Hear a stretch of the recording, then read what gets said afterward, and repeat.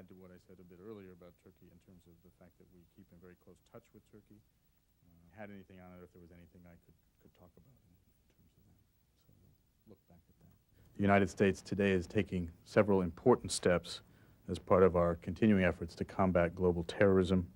The Secretary announced today the designation of Jemaah Islamiyah, an organization founded by Abdullah Sungkar, as a foreign terrorist organization under United States law, that is pursuant to the Immigration and Nationality Act. I'm not aware of that. As you know, Secretary Powell will be meeting next week with German. The Secretary also announced the designation of that organization under Executive Order 13224.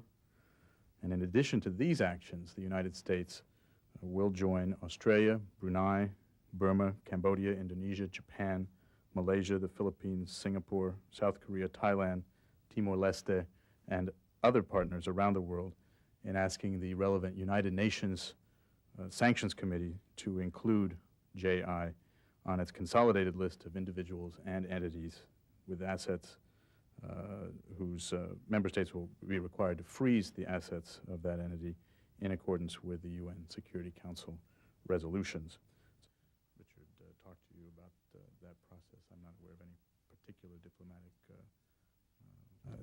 The Bali terrorist attack, the worst attack since September 11th, 2001, claimed victims from 29 countries, and it is an example of how terrorism threatens democratic institutions, undermines economies, destabilizes regions, and kills innocent people.